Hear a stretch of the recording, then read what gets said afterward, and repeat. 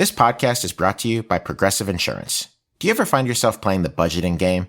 Well, with the Name Your Price tool from Progressive, you can find options that fit your budget and potentially lower your bills. Try it at Progressive.com. Progressive Casualty Insurance Company and Affiliates. Price and coverage match limited by state law. Not available in all states. The spirit of innovation is deeply ingrained in America, and Google is helping Americans innovate in ways both big and small. The Air Force Research Laboratory is partnering with Google Cloud using AI to accelerate defense research for air, space, and cyberspace forces. This is a new era of American innovation. Find out more at g.co/American innovation.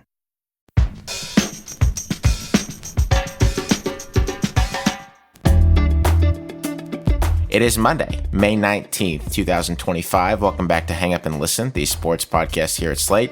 Back with you again, I am Alex Kirshner. I'm a contributing writer for Slate, and I co-host Split Zone Duo, a national college football podcast. What a show we've got on tap for you this week. We will talk about the chaotic NBA playoffs and the potential end of the Boston Celtics as we know them.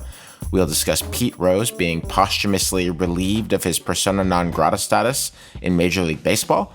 And we will also talk about a sort of suspenseful, but not really PGA Championship won by Scheffler on Sunday.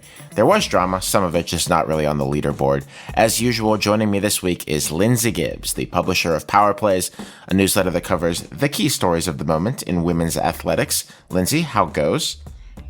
WNBA is on. I'm doing great, Alex. The season has begun. It is wild. The takes are terrible. The summer is here. You know, this is a good time of year because we've got Ben with the baseball. We've got you with the WNBA. I feel like everyone's properly in their element right now. And so I get co-hosts who are in a sunny disposition state of mind when we gather to record on Monday mornings. The days are long and the work is good.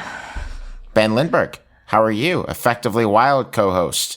I'm doing well. I'm in a fairly sunny mood, though I am mourning the loss of a couple Canadian teams in the NHL. We're not talking NHL at length today, so I salute my Winnipeg Jets, whom I adopted for these playoffs and who fell to the Stars in 6 games. And of course, the Maple Leafs leafed it up and they lost in 7. And so the Edmonton Oilers, just like last year, are the last Canadian hope in these playoffs. And yet again, they'll have to go through the Stars if they want a Stanley Cup rematch. Anyone think they can do it?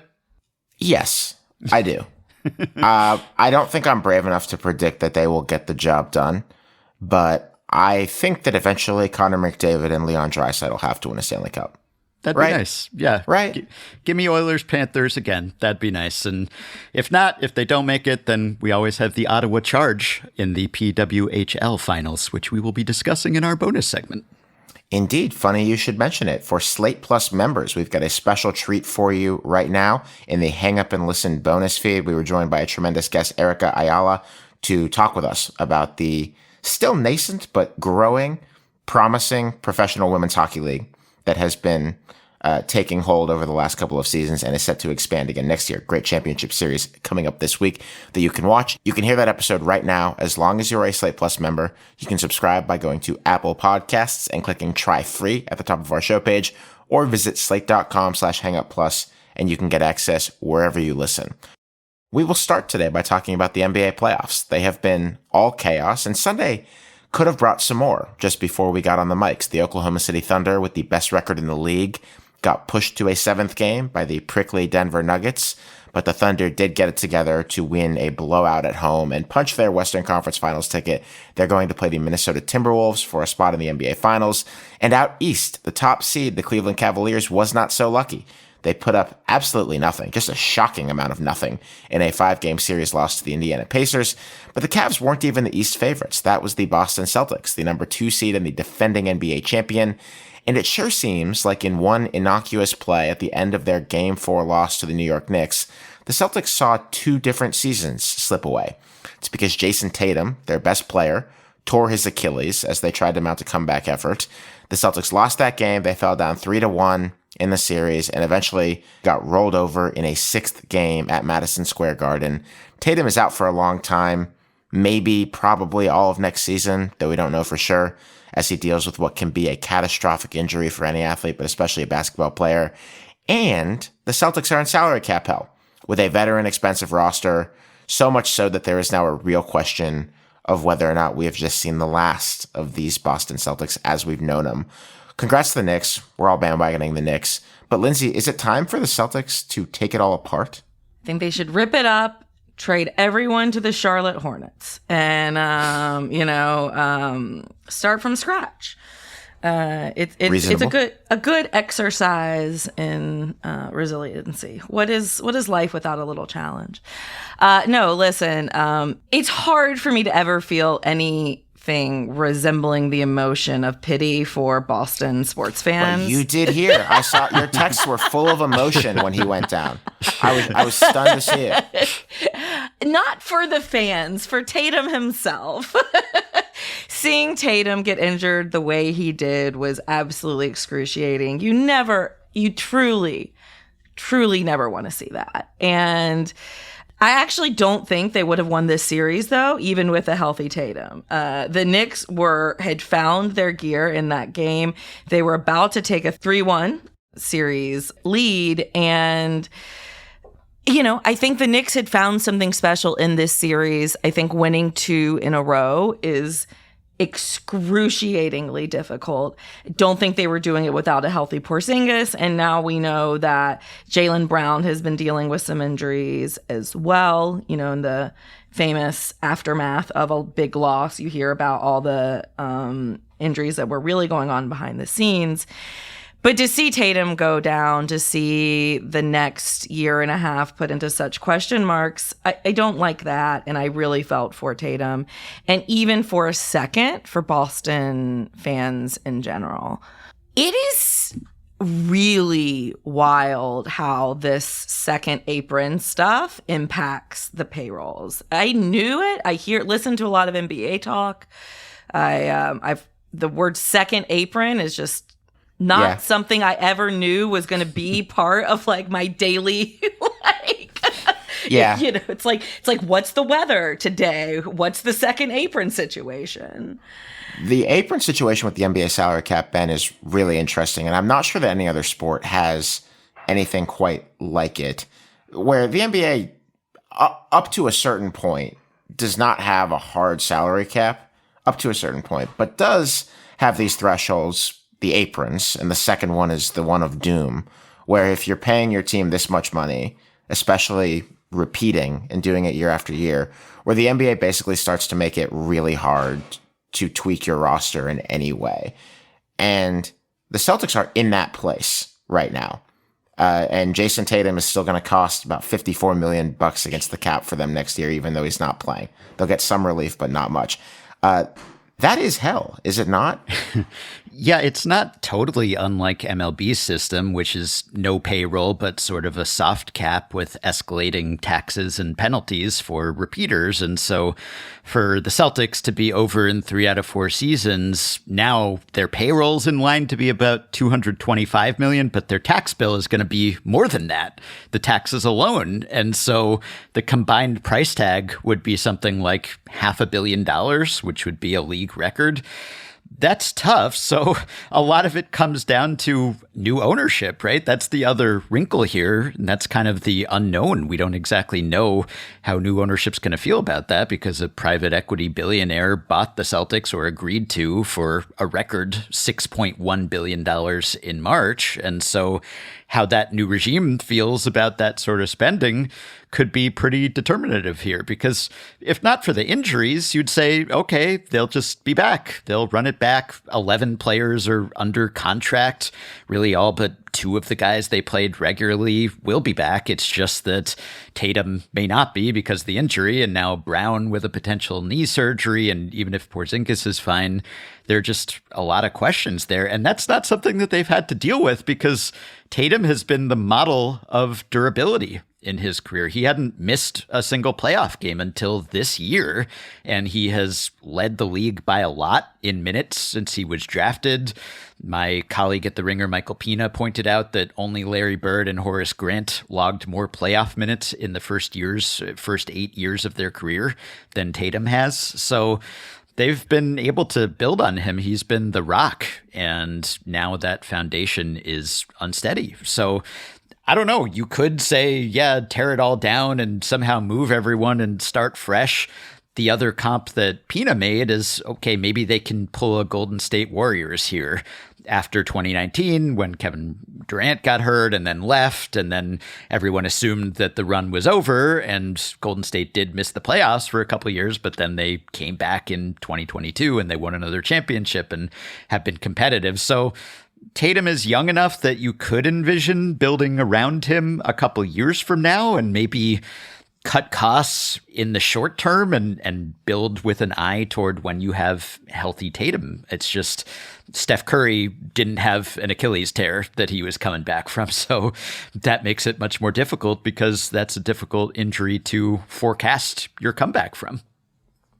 Also, it's a weird sale with the new owner not even taking full control for three more seasons. So there's some questions about authority. But Lindsay, if we gave you the ultimate authority and you were deciding what to do with the Celtics and money was an object, as it tends to be, what would you do? Like, would you, I mean, we can talk in the abstract about burning it down, but then you have to pick which of the members of this championship core you're trading away. And that's very hard with a team that, if everyone's healthy, which they're not, you could still see winning the NBA championship. Yeah, it's big. It's really tough, but that's a big, big if. I mean, this is one of my favorite players in the entire league, Drew Holiday, but he did not look great this series. He does not right now. That contract does not look like it is aging well. And I think there are a lot of teams that would love to see a Drew Holiday, a lot of young teams who could use that veteran leadership of Drew Holiday and might be able to afford his contract. Porzingis is similar. I mean, he's just never healthy. He did help Boston. He has earned his money, but he's a expiring $30.7 million contract. And that's just too much money for a guy who rarely, if ever, sees the court in the most important games. He only played 42 this season, which was his fewest since 2020 to 21. So I do think I would look at trades involving Porzingis and Drew Holiday. I always think it's cheap when the owners won't pay the extra luxury tax. These people have so much money. But, you know, looking at the offseason, Boston will enter it with a $231 million in salary and a $263 million tax penalty. So for every $3 million spent on a player, it will cost them $25 million in additional tax penalties. That's really bad math. And of course, as we've alluded to, beyond that, there are all these restrictions as to who exactly they can sign and what they can do with other contracts. So it's not just the money, it's the penalties. They are unable to aggregate contracts. They're unable to use more than 100% of the traded player exception. Use pre-existing trade exceptions. The list goes on. It's so really I would punitive. find a way to get underneath that cap, I think. And I think I would bet on the core of Jaylen Brown and Jason Tatum in the future. See if you can keep Derek White around. That's going to be tricky. And go from there. And the Celtics were the fourth oldest team this year. Only the Clippers, Suns, and Lakers were older than Boston. Meanwhile, the Thunder, of course, as good as they are, the third youngest team in the NBA this season. So that, again, is cause for concern, even aside from the injuries. So I could certainly see a step back, a retrenchment, not a full tear down or rebuild, but hey, let's bide our time and wait to get our guys back and see if we can improve the financial situation somewhat here. But I think it was just such a fun round of playoffs, and suddenly the NBA playoffs felt like the NHL or MLB, which is unusual, just the randomness that was injected into things. On top of the Mavs getting the number one pick, the ticket to Cooper Flag that just sort of enhanced the wildness that was happening here. And the NBA now is guaranteed to have 7 different champions in 7 seasons for the first time in league history. And you think of this being the league of dynasties, and the Celtics were sort of anointed as the next one. And so far, and perhaps permanently only one title. We're going to see where it goes. Big decisions ahead for Brad Stevens and the crew in Boston. There is other basketball still being played, not just the beginning of the WNBA season, which we're going to touch on in detail, I imagine, on a very near-term episode of Hang Up, but the conference finals. Lindsay, I'm going to ask you to just put you on the spot here. Are the finals going to be all blue and orange, Thunder Knicks, or are you a believer in either of the underdogs in these series, the Timberwolves out west or the Indiana Pacers out east? There are good arguments, and I mean that good arguments for, I think, every single team left. I love even these the Pacers conference finals. The Pacers looked so good. Yeah, I think they did. I think the Pacers have looked almost the best, and trust me, not a Pacers stan by any stretch of the imagination. Their court is an abomination and needs to be changed immediately. If I see that neon yellow clashing with that marigold yellow one more time, well, I'm not going to do anything, but I will complain a lot. What is fun about this is that, yes, there have been upsets. Yes, there have been injuries. But it feels like none of the four teams remaining backed into these slots, right? They really have been playing well this postseason. And I am personally rooting for the Minnesota versus New York finals, because having a trade work out so well for both teams, having them switch two of their top players and everyone ends up happier at the end of the day. Yeah. I love that. Karl Anthony Towns to the Knicks and Dante DiVincenzo to the Timberwolves. Yeah. leaving his Villanova brethren, as everybody now knows, because it's probably the most played commercial of this NBA season. Look, we got one of the best redemption stories of this playoffs, with his Julius Randle finally playing up to his level when it matters the most, and then you got one of the best NBA commercials of all time out of it. Like, that's a great trade. That's a great trade. I believe in the blue and orange matchup, and obviously the Pacers have been Knicks' nemesis dating back to Reggie Miller, but also last year. But yes, I not only want to believe and want that to happen, but I think it can happen. And after that, well, Knicks Thunder, that's going to be a tough test. But I think I said last week's show that just stealing a couple games from the Celtics, that felt almost like a championship to Knicks fans. Well, now they took down the Celtics. Still not saying that everything after that is gravy. I think having gotten this far, they want to get all the way. But even finals, I mean, we're talking best showing in a quarter century here. And I do think they can survive at least one more round. We're going to see. But what we are not going to do, if we are employees of any of the teams involved or the NBA itself, is bet on it. Up next, we'll talk about someone who broke that rule and is now being shown a great deal of grace. That's Pete Rose. Well done, Alex. Well done. Thank you. Thank you.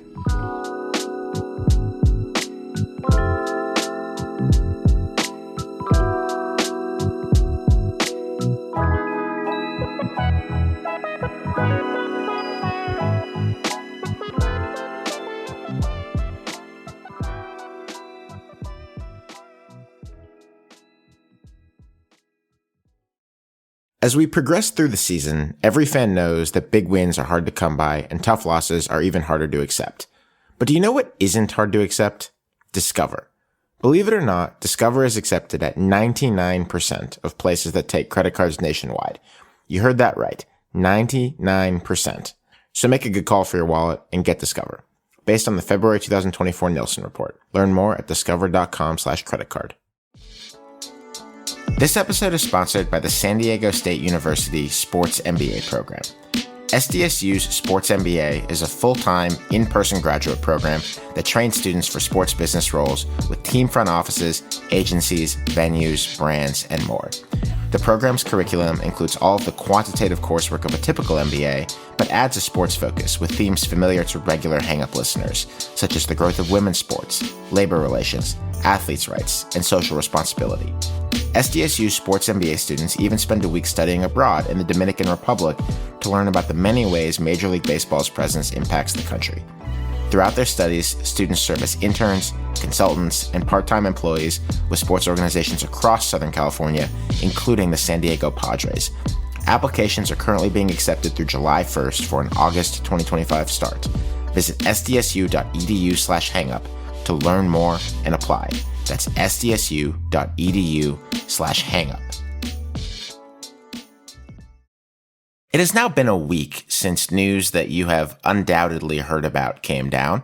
Rob Manfred took Pete Rose off of baseball's permanently ineligible list, the commissioner making the most famous gambler in baseball history eligible for election to the Baseball Hall of Fame. We have already talked on this show at great length about Pete Rose. We did that on the occasion of his death last year. And if you remember anything about that conversation, you will not be surprised that none of us approve of Rose as a Hall of Fame candidate, or really as in anything of anything.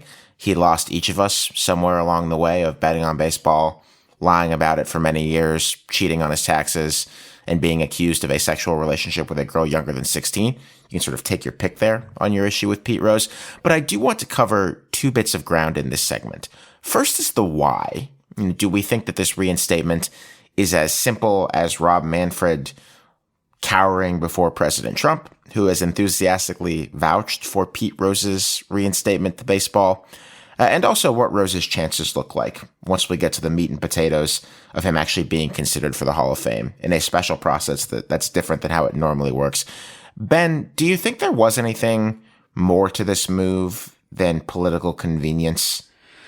Well, there was some suggestion that MLB's and maybe Rob Manfred's thinking had evolved on this question of reinstating people after their death. There was reporting several years ago that this was MLB's unofficial policy, that they just hadn't bothered to announce it, that when you die, you are in effect removed from the permanently ineligible list because death renders you ineligible. And it is true that the purpose of the permanently ineligible list largely is to prevent people from working in the game, from having some sort of financial tie to Major League Baseball or a Major League Baseball team or holding a position in the league.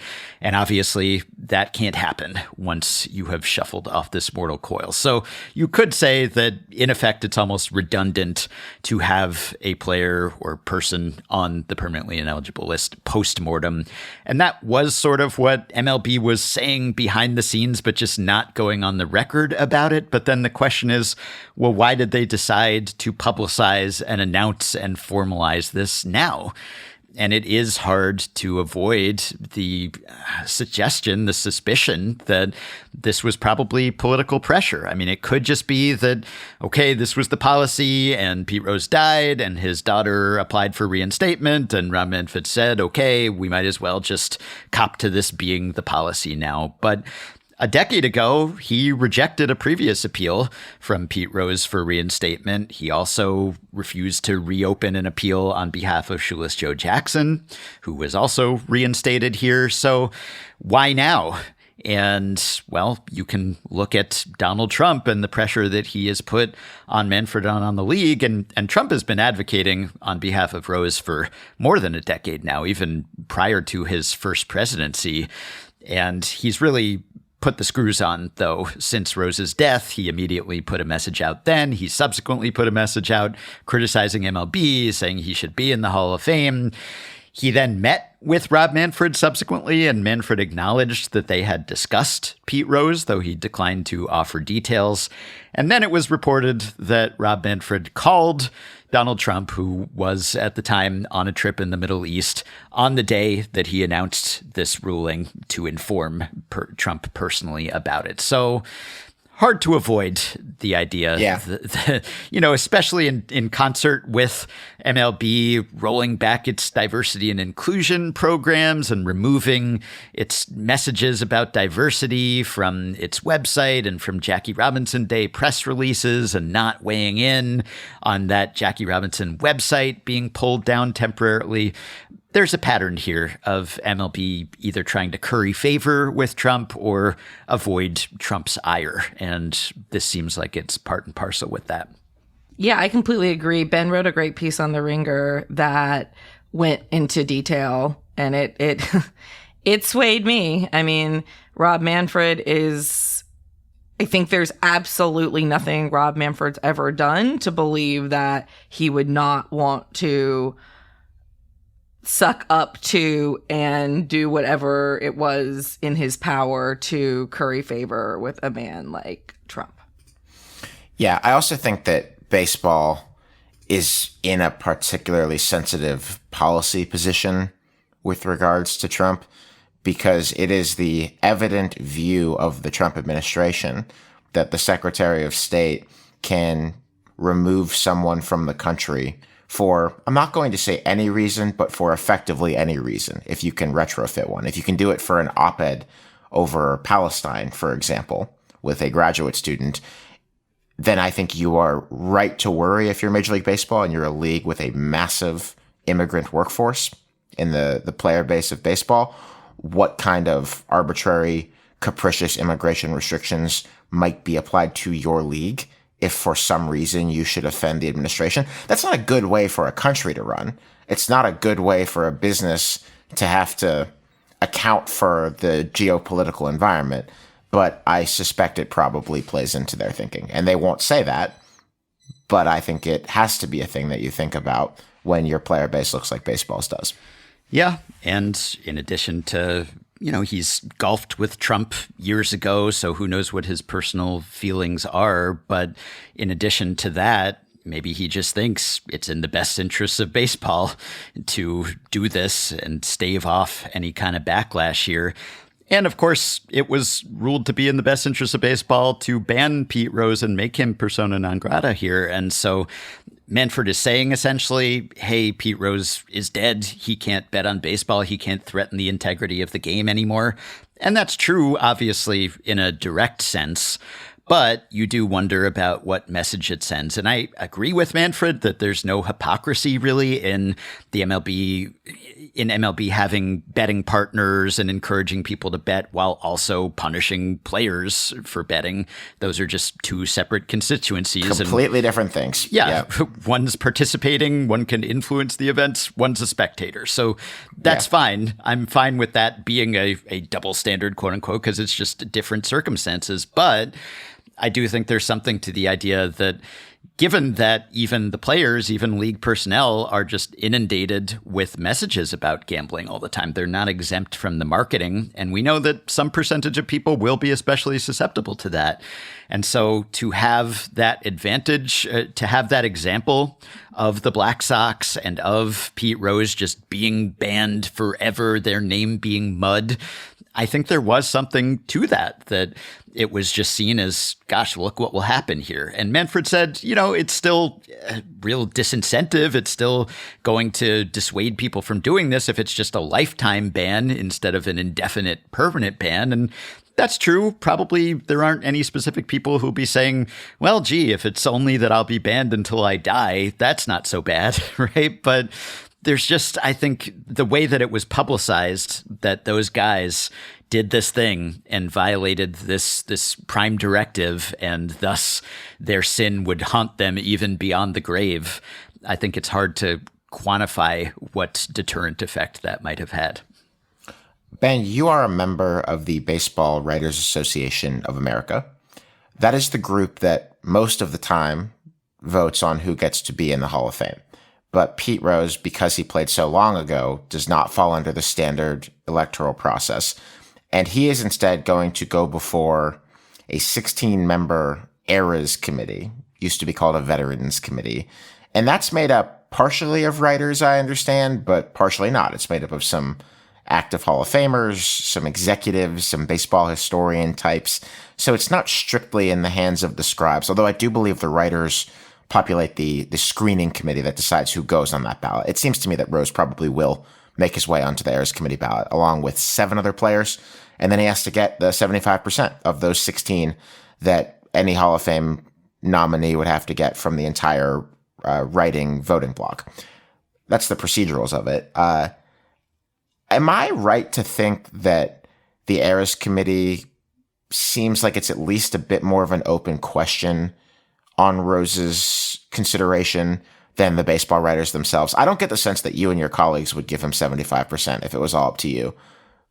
But I sometimes do wonder about who those 16 people are going to be in December of 2027, the next time he's up, that might actually make the call.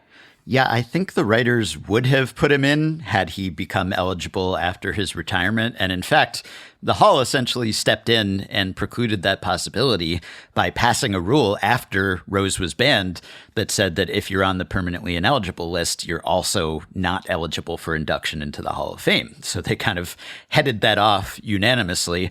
And in fairness to Manfred, when he said this is not a ruling on what the Hall of Fame should do, now he has to know that Rose will be up for induction and he has to be okay with that possibility. But it is true that that is not directly mandated by MLB. And in fact, I'm fine with other bodies and historians and fans and everyone else passing judgment on a player permanently after they're no longer alive.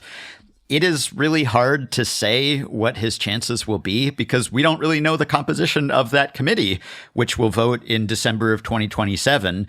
As you said, we know where it will be pulled from, but the individual people, that changes, that rotates every voting cycle. And so will it be people who played with Rose, who were friends with Rose, who were managed by Rose, who had some tie to him, or will it not? Will it be people who were opposed? I mean, we saw just after he was reinstated, a lot of people in baseball spoke up and said, yes, it's about time, and celebrated it and praised him and said he should be in the Hall. And others hemmed and hawed, and very few came right out and said, no, over my dead body, will he ever be in this body? He shouldn't be. I think that as long as there's a character clause for Hall of Fame voting, I can't imagine how you could put in Pete Rose, whether for his on-field character, his off-field character, what he did in baseball, what he did outside of baseball. But people who played in his era, who knew him, who watched him play, saw how hard he played, saw what his hustle was like. That wasn't all just good branding. It was true. And he did have a lot of talent and certainly has the stats and was widely liked as a teammate. So it is kind of a cronyism situation. It's a high bar to clear because you have to get 12 of those 16 votes. And those votes, it's kind of divvied up among all the 8 members on that ballot. And so there just aren't really enough votes to go around to elect a lot of people. It just totally depends on whether that small sample of people turns out to be sympathetic to Rose or not.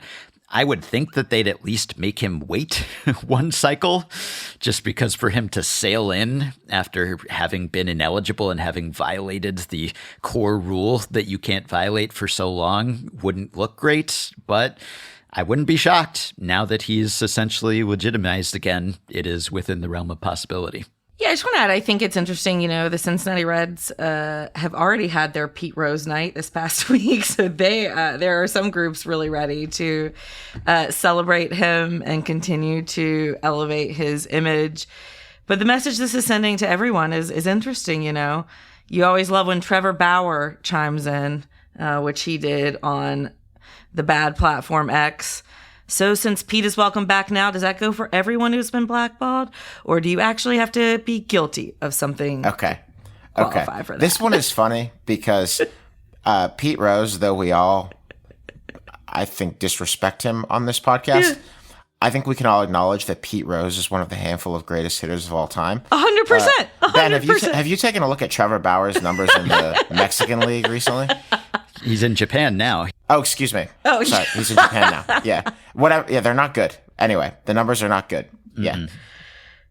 Yeah. But listen, he's got a point. He's got a point, Alex. Yeah. I'm kidding.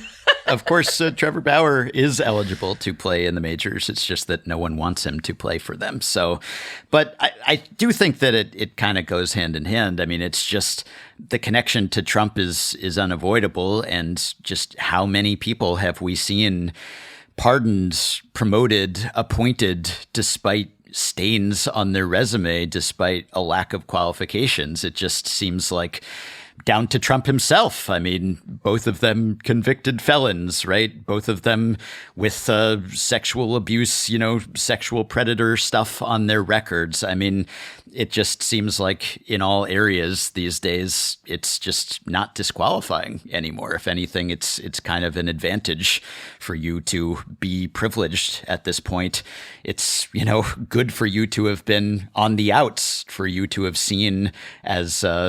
for you to have been seen as someone who couldn't possibly be welcomed into polite company or to have a exalted status like this anymore. And so it is somewhat exhausting to see that invade baseball as well, though, as we know, sports politics never actually separate spheres.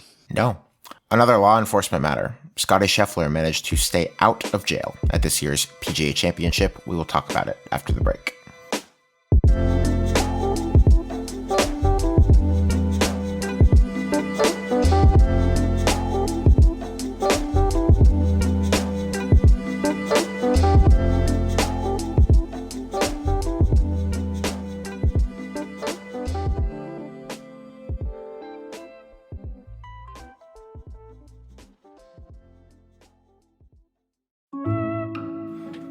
This podcast is brought to you by Progressive Insurance.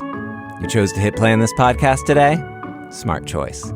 Progressive loves to help people make smart choices, and that's why they offer a tool called Auto Quote Explorer that allows you to compare your Progressive car insurance quote with rates from other companies, so you can save time on the research and can enjoy savings when you choose the best rate for you. Give it a try after this episode at Progressive.com. Progressive Casualty Insurance Company and Affiliates. Not available in all states and situations. Prices vary based on how you buy. This episode is sponsored by the San Diego State University Sports MBA program. SDSU's Sports MBA is a full-time, in-person graduate program that trains students for sports business roles with team front offices, agencies, venues, brands, and more. The program's curriculum includes all of the quantitative coursework of a typical MBA, but adds a sports focus with themes familiar to regular Hang-Up listeners, such as the growth of women's sports, labor relations, athletes' rights, and social responsibility. SDSU Sports MBA students even spend a week studying abroad in the Dominican Republic to learn about the many ways Major League Baseball's presence impacts the country. Throughout their studies, students serve as interns, consultants, and part-time employees with sports organizations across Southern California, including the San Diego Padres. Applications are currently being accepted through July 1st for an August 2025 start. Visit sdsu.edu/hangup to learn more and apply. That's sdsu.edu/hangup. The world's number one male golfer, Scottie Scheffler, won the PGA Championship on Sunday by 5 shots. He took over the tournament by firing a 6-under par 65 on Saturday, taking a 3-shot lead. He looked poised to just kind of blow everybody out on Sunday. Then there was actually a moment, and it really was just a moment, where this was interesting. Jon Rahm battled back to tie him up at 9 under par about halfway through both of their rounds. But in the end, it wasn't close once Scheffler turned it on his back 9. I think what was most interesting, Lindsay, about this year's PGA Championship, because the golf just wasn't that compelling. I mean, it wasn't that close in the end. Rory McIlroy didn't contend. There just wasn't a lot of compelling on-course action. What was interesting was the discourse around the tournament itself. Charlotte, North Carolina, under a lot of fire in the golfing press this week, particularly Quail Hollow Club, the Tony Club where this tournament was hosted. It hosts an annual PGA Tour event. A lot of the golf architecture purists and snobs really don't like Quail Hollow. I think I have to agree with them because it's not that strategically interesting, and the crowds didn't seem that big or that loud. I think there were some weather problems as well. Did you care to stand up for the state of North Carolina, and particular Quail Hollow Club in Charlotte, after the onslaught that they faced this weekend? I'm very proud of my state. I really ride hard for it. You're not going to find a Quail Hollow defense from me. I had a friend who went and seemed pretty miserable while they were there. Weather was very hot and humid and muggy, and not a lot of reprieve from the weather, the shade, and just not a very, I don't think, exciting tournament to watch in person. Of course, I think golf often is not. I think golf is a really good TV and nap sport. Yeah. One of my best buddies was at this tournament yesterday in a hospitality tent, one of the nice ones where you get the free booze. And the hospitality tent is key. It's key. And he still left before it was over. He was like, I'm not having that much fun. Which, what an indictment of the PGA Championship, the golf major that famously is called the fourth major because it struggles to define itself, and that seems to be continuing. Did anyone see at the trophy ceremony when they tried to do it in the cabin, like the Masters, and they had this fire that had this one tiny flame in it in the background? It killed me. It was like definitely like a fire that you turn with a knob, and it just had this one tiny flame amongst all these logs. And it just really summed up the weekend, I feel like. I kind of like that the PGA Championship, its identity is a lack of identity. Just every other major has its thing. The Masters has Augusta, and the British Open has links golf, and the US Open, it's the toughest test. It's the hardest golf. And the PGA is just, it's the other one. For a while, it was the last major of the year on the calendar because it was in August, and so it had that going for it, but then it moved to May, and it lost that aspect of its identity too. So for a while, its tagline was, "This is major," which was just sort of sad because it was like having to remind people that it was. And I don't know what you do to kind of give it an identity because you have the history. This was the 107th edition of this major. And so you'd think, gosh, if it hasn't developed an identity by now, when will it? And you have the talent because I think 98 of the top 100 players in the world ranking were at this tournament. So it's not as if they have trouble drawing the best golfers or something, but I guess it's just that they've played on 74 different courses. And so you don't associate it with any course or any particular area. And I kind of like that. I like the variety that it could just be anywhere, but it really has seemed to hurt the branding for the PGA. This one, I think, extra hurt by the fact that they had it at a venue that hosts a regular PGA Tour event every year. This year, they moved that event to Philadelphia. It would have actually been like the week before. So the PGA Tour coming here and just playing a regular tournament that most people don't care that much about, I think filters into the image of the course. And also, it's just not an interesting course. Like, it looks nice on TV because it's got this beautifully kept grass and water features, and the bunkers look immaculate, and it photographs well. But strategically, it's not that interesting. I think the classic example that got a lot of negative pub in the golf world this week was there's some holes here. Like, there's this short par 4 14th hole where the best players in the world can all reach the green by hitting it 300 some yards with their driver off the tee. And there's this water right off to the left of the green that makes it a really good risk reward hole. Like, you can go for it, but you'll hit it in the water.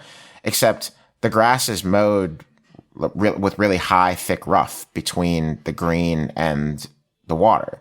So if you hit one that rolled off slightly to the left, it probably wouldn't go in the water unless you sent it with a lot of juice. It would just get caught up in the rough, and you could chip up and make your birdie. And so it just wasn't that interesting. And if you're the PGA Championship, all I ask from you is that you be interesting. And I have to say that this year that failed the test, partially because of the course, partially just because that's the breaks of the game. So, Lindsay, sorry to your dear North Carolina. It's okay. Charlotte is almost South Carolina. So. The driver controversy was kind of interesting until I looked more into it, and then it was progressively less interesting. It just seemed like it should be less controversial because I learned a lot about driver creep.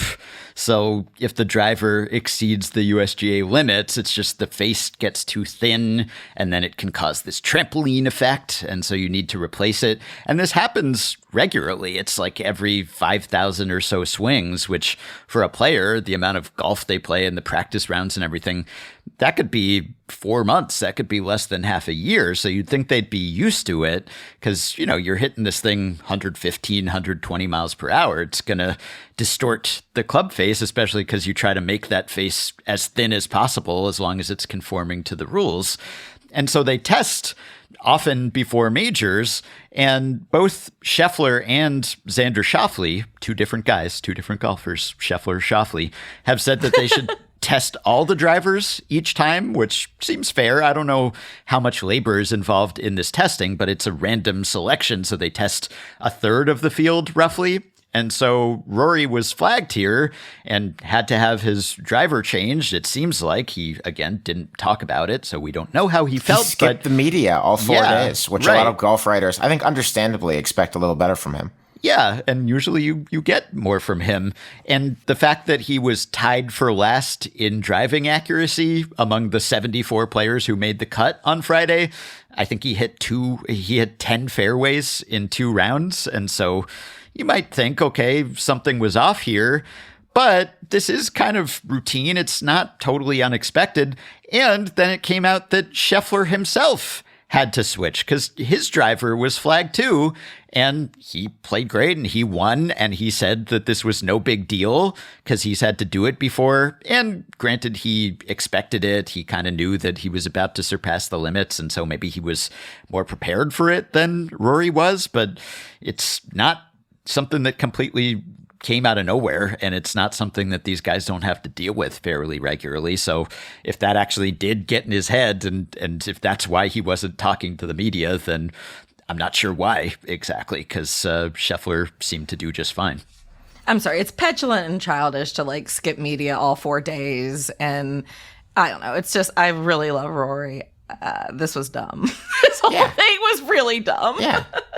Look, I think the golf media are pretty reasonable about this. Like, in general, the golf media, like the on-site press corps that goes from tournament to tournament, is pretty friendly to tour golfers in general. I think that's been a problem of the industry for a long time.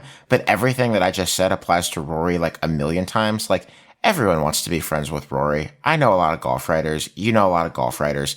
Everyone loves Rory. If Rory would have showed up and said, yeah, my driver was non-conforming, please don't rip the green jacket off my shoulders for it, and answered a question or two about the thing that everyone wants to know, which was that the same club you were using at Augusta, then I just think this would have died much more quickly. And also because, Ben, as you pointed out in the way that it works, it's not like it would have been proof that he was out of compliance when he won the green jacket. And if he was, who cares? Yeah, it's not really looked on as a gotcha. Like, no, we have to. It's not some sort of like baseball and steroids, or can we count the accomplishments, or do we have to invalidate this or anoint a new champion or something? It's just kind of routine. And the reason why they do this large sample random testing is because this happens fairly regularly, and it's not really seen as something where players try to get an edge. I mean, I'm sure someone at some point probably has, because it's pro sports and there's a lot on the line as always. But yeah, it's not generally seen as something nefarious. But him not coming to media makes it so much bigger of a story. It seems like he's hiding something. It's dumb. It's dumb. Should we talk about Scotty? Yeah, pretty good player. I thought it was very relatable how he tried to take his, not relatable to me, I'm not a parent at this stage, but how he did take his baby, his 1-year-old kid, into the scoring room with him to sign a scorecard. And then he got there and he was like, I realized I can't have this kid on my lap. So he just put his son on the floor and gave him like his yardage book to thumb through. That's amazing. Dads, he's just like you. This was, he had not had the best season of his career. I mean, that's a really, really, really high bar. But to get a major outside of the Masters was good. A big stat. He's played in 23 majors and has only finished outside of the top 25 5 times. So he's just he continues to be Mr. Consistency. And, the way this was kind of getting away from him, and then he was able to get himself back together on the back nine. I always find that impressive. He's really solid. I do find him a bit boring. I'm sorry. I found Rahm's implosion much more compelling because to finish with a double bogey, not one double bogey, not two double bogey, well, 2 double bogeys and another bogey. That was just a remarkable implosion. He did talk to the media afterwards, to give him credit, and had a lot of good perspective over his own implosion. But, is the top of the golf world once again. And we thought for a minute it might be Rory these days, and maybe popularity-wise it is. But this is Scotty's sport right now. Completely agree. But there's good news for Jon Rahm. At least on the live golf circuit, he's got plenty of opportunities to hone his game in high-stakes environments that will fuel his creative fire and make him even stronger in these moments. Happy for him.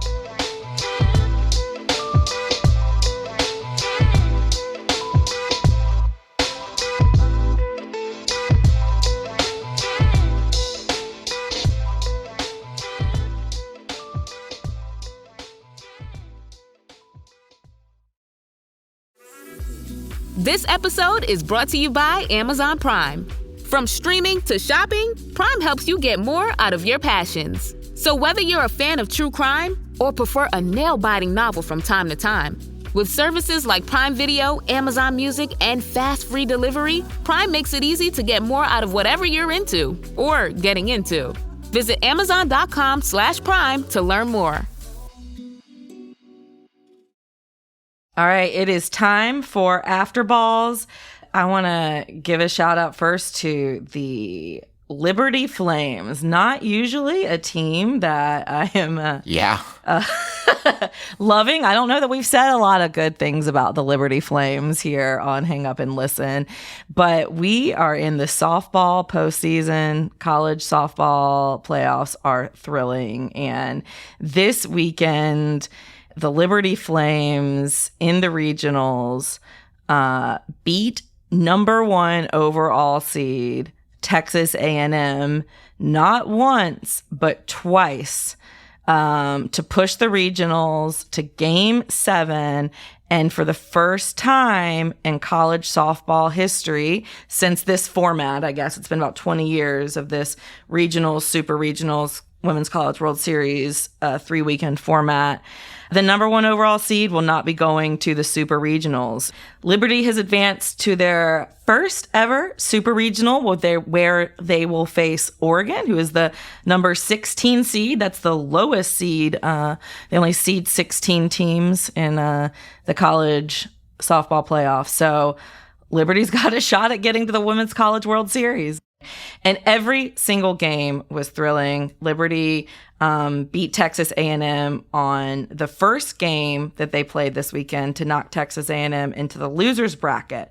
Texas A&M came back and stayed alive in Game 6 on Sunday with a 14-11 win in extra innings. That game was so thrilling, but it wasn't over. Texas A&M just stayed alive. They then needed to beat Liberty one more time, double elimination format, and they were unable to make it to the top. The Aggies did have a 3-1 lead entering the 6th inning of this winner-take-all game Sunday. But then Savannah Jessie hit a 2-run homer, and then Rachel Roop followed with a 3-run shot to put the Liberty up 6-3, and the A&M Aggies could only score 2 more runs. Liberty won 6-5. For Women's College World Series, like, we've had March Madness. This is May Madness. This is unbelievable, truly. So, Ben, who is your flame of the day? Well, something similarly unbelievable.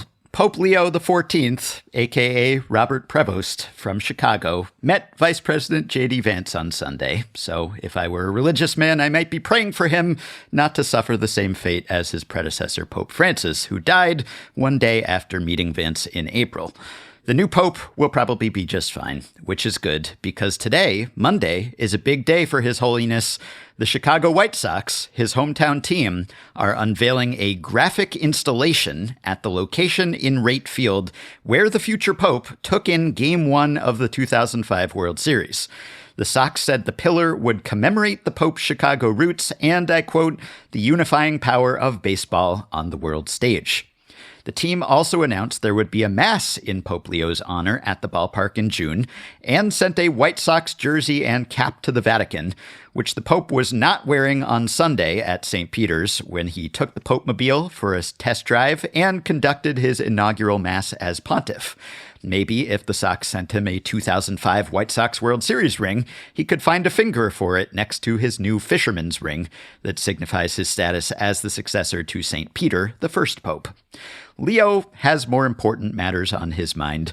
In addition to leading the Catholic Church and being the spiritual leader for 1.4 billion Catholics worldwide, he's vowed to make every effort to promote peace in the Middle East and in Ukraine, for instance. But many people, including people like me who were raised Catholic but stopped going to church when our moms stopped making us, have been fascinated less by Leo's ministry than by his sports fandom. As of podcast press time, Mike Francesa is still the #1 Google result for sports pope, but he has competition. Leo's predecessor and mentor, Pope Francis, was the first pope born or raised outside Europe since the 8th century, but Leo is the first pope born in the U.S., And even though he spent much of his life outside the country, particularly in Peru, we can claim him as our own. And the novelty of an American head of the Holy See has led to a lot of memeing about the Pope's more secular hobbies. And so, just as many Americans and Chicagoans immediately wondered how he feels about deep dish pizza and Malort and whether he watches the Bear, speculation about his sports loyalties has also run rampant. Early on, it was reported that the Pope was a Cubs fan, which would have been another bad beat for the White Sox, considering he's from the South Side. The Cubs were quick to congratulate him and themselves, tweeting an image of the Wrigley Field marquee with the message, "Hey, Chicago, he's a Cubs fan." However, the Pope's older brother, a self-described MAGA guy, quickly corrected the record and told WGN he was never, ever a Cubs fan. So I don't know where that came from. He was always a Sox fan. Our mother was a Cubs fan and our dad was a Cardinals fan, and all the aunts in our mom's family were from the North Side, so that's why they were Cubs fans. The White Sox retaliated with a scoreboard message of their own, "Hey, Chicago, he's a Sox fan." White Sox skipper Will Venable, who's from California, said he couldn't blame the Cubs for jumping the gun. "I think we all want the Pope on our side, so I certainly understand, but I'm glad he chose the right team." Of course, the Chicago Sun-Times then published a photo of the Pope wearing White Sox gear at Game 1 of the 05 series, and the White Sox site Sox on 35th found video of him on the Fox broadcast, which went mega viral. I understand some thirstiness from the White Sox, given how few wins they can count on these days. What surprised me is the long legs the story of the Pope's sports fandom has had.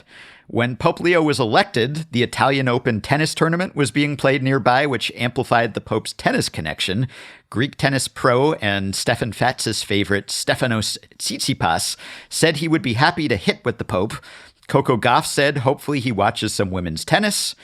"I consider myself quite the amateur tennis player," Prevost said in a 2023 interview after taking over the Vatican's dicastery for bishops. "Since leaving Peru, I have had few occasions to practice, so I'm looking forward to getting back to the court. Not that this new job has left me much free time for it so far." Well, his new job will probably leave even less free time to be on the court, but it has increased his time fraternizing with pro players.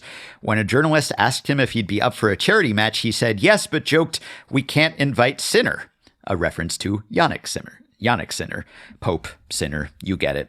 Sinner got wind of that and then visited the Vatican to give the Pope a tennis racket and offer to play. The Pope declined to volley due to breakable antiquities, but he did make a joke about how his white cassock would be suitable for Wimbledon. So seems like he knows ball, at least some sorts of balls. Although the Pope, to my knowledge, has not acknowledged his White Sox fandom, he did sign a baseball on the sweet spot for a man named Jason Parash, who says the Pope asked him Sox or Cubs when he was signing. Parash is actually a fan of the Orioles, who could use a papal blessing themselves these days, but he was still thrilled, saying, "The fact that he relates to baseball in some way is a plus because every other Pope would probably have been dumbfounded as to why anybody would want them to sign a baseball." It's not just baseball, of course. Bears quarterback Caleb Williams tweeted, "Duh, Pope." And of course, the Pope graduated from Villanova, alma mater of the Knicks' Jalen Brunson, Mikal Bridges, and Josh Hart, so some have wondered whether the Pope is helping propel the Nova Knicks. Knicks superfan Spike Lee posted, "What a holy blessing. The Knickerbockers are gonna win the 2024-25 NBA World Championship. It is divinity. God bless." Knicks coach Tibbs joked that now his former Wildcats players can be forgiven for their sins. And Robert P. Hagan, senior associate, athletic director, and chaplain for the Villanova football and men's basketball team, said, "I think Pope Leo will continue to watch over the Nova Knicks. I think he will continue to watch over the Wildcats. And I think he will be very proud not only of who they are, but of the way they play with a certain spirit and generosity." Robert Prevost was seen as a long shot by bettors to become Pope, but according to The Athletic, bettors are all in now on his teams. There were surges in betting associated with the Bears, Villanova, and the Cubs after the announcement of the new Pope. Seemingly not the White Sox, though, so I guess people think there are limits to divine intervention. The Pope is also reportedly a big fan of Roma in Serie A, and allegedly a fan of Alianza Lima, the famous Peruvian team. So what sports does the Pope not like? Now, Francis was a fan of San Lorenzo de Almagro, the Argentine team, and John Paul II, sometimes called the Athlete Pope, was such a big soccer fan and even player in his younger days that he had a nickname, Lolek the Goalie. He was also a skier, hiker, and swimmer and created a sports department at the Vatican, but he wasn't North American and thus wasn't into North American sports, and I think that's been a big part of the difference for us and most of our listeners. Partly, I think what's happening is that aside from talking tennis, he hasn't directly commented, understandably, on his sports affiliations. And so everyone is free to speculate about which teams he supports and how hardcore he is. Until he directly addresses how he feels about Scott Podsednik, people will continue to wonder and rumors will continue to fly. It also helps that the White Sox specifically are maybe the funniest MLB team he could be a supporter of. But mostly, I could think of a worse one. But sorry, continue the Afterball. There may be worse teams. I'm just not sure if there's a funnier team for him to be a fan of. But mostly, I think this sports stuff has just humanized the Pope, who has historically seemed to Americans like a somewhat remote figure. There's something very relatable about a Pope who cares about sports teams, and particularly sports teams Americans have heard of. Part of what makes Jesus' story inspiring to so many people is that he's believed to be both God and man. And what could be more human than watching the White Sox? So maybe this will make Pope Bob a more effective messenger to those who otherwise might tune out the Vicar of Christ. It just seems, as my colleague Brian Phillips wrote for The Ringer, that this Pope has gone viral in ways that no one could have anticipated. And partly it's just, hey, he's American, but also that he seems to share some of our interests. But I guess the question is, how relatable do members of Leo's flock want the pontiff to be? Do we want them to be somewhat remote and exalted? Do we want our spiritual leaders to be just like us? Or do we want them to be above watching the White Sox? Do we want them to exist on some higher spiritual plane, or at least root for a team that's successful enough to suggest that he might have a direct line to the Almighty? I guess we'll find out, and we'll see whether the White Sox improve. I think the timing is good. You're going to get some regression here, and the White Sox will be better, and maybe we can all attribute that to Pope Leo. Which team do you think would be more amusing for him to be a fan of, Alex? I mean, I think that if he was like a Tampa Bay Rays fan, that would be pretty funny. Just completely random. Or if he were a Rockies fan and just no one knew why. Yeah. Or if he just good. loves ball. And Yeah. he loves the Charlotte Hornets, but he wishes they stuck with the Bobcats. Right. Yeah, he may have those opinions. We'll never know unless he addresses them, and thus we will just continue to wonder. That is all for this episode. Thank you, Ben. We also have a special bonus show that is in the podcast feeds right now for our Slate Plus members. It is about the growth of a new women's hockey league, the PWHL, and it's a good one. To hear it, you can subscribe to Slate Plus on Apple Podcasts by clicking Try Free at the top of our show page, or visit slate.com/hangupplus to get access wherever you listen to your podcasts. The episode is available right now, and we will see you over there. Our show notes are at slate.com/hangup, and you can email us at hangup@slate.com. Don't forget to follow the show and rate and review us on Apple Podcasts. Our producer is Kevin Bendis. For Ben Lindbergh and Lindsay Gibbs, I'm Alex Kirshner. Remember Zelma Beatty, and thanks for listening.